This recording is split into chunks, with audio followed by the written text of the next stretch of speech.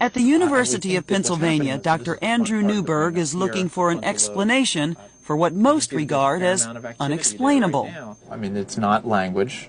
It's not regular language, at least, that would normally activate the frontal lobe. Newberg is exploring the relationship between faith and science, studying what happens in the brain during the deepest moments of faith.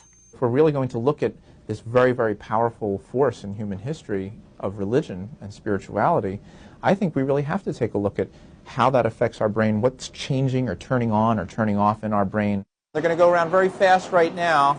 He's recently published a study of Americans speaking in tongues. Remarkably, he discovered that what's happening to them neurologically looks a lot like what they say is happening to them spiritually. Make sure we got your whole head in there. We asked Pastor Jerry Stoltzfus to come to the university to have his brain scanned while he speaks in tongues. This way, we could see the experiment in action. I don't think faith is anything to be afraid of from science. Science validates faith. And you can begin prayer. First, he's told to pray in English. Father, I pray for each of the family members involved in this study. Grant them what they are looking for in their personal lives, for their vision and their potential. Then he's told to speak in tongues. This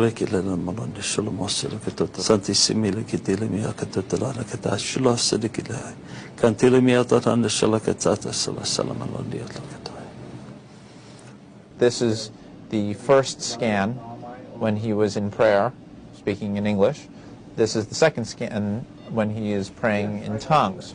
Pastor Stoltzfus' scan showed that his frontal lobe, the part of the brain that controls language, was active when he prayed in English, but for the most part it fell quiet when he prayed in tongues. When they're actually engaged in this whole very intense spiritual practice, religious practice for them, their frontal lobes tend to go down in activity, but I think it's very consistent with the kind of experience that they have, because they say that they're not in charge. It's the voice of God, it's the Spirit of God that's moving through them.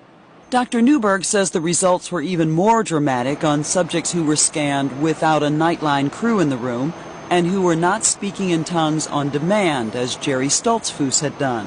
You can go ahead. Study participants like Donna Morgan first listened to music, then went to where the Spirit took them.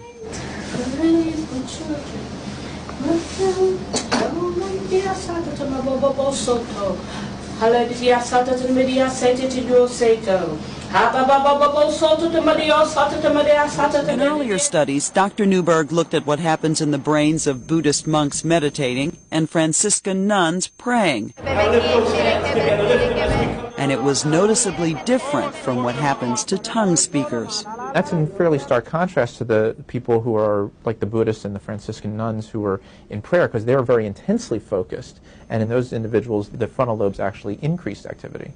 But Dr. Newberg isn't out to prove or disprove anything. He can tell you what happens in the brain, not why.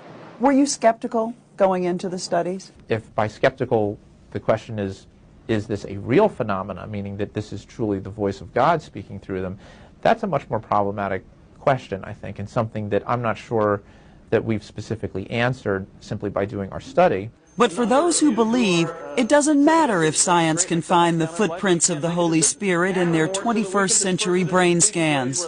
When you've experienced this, you don't really care what anybody else thinks. It's personal in the first place. It is something between you and God. So we don't really care if it's validated or not, but it's fascinating when it is.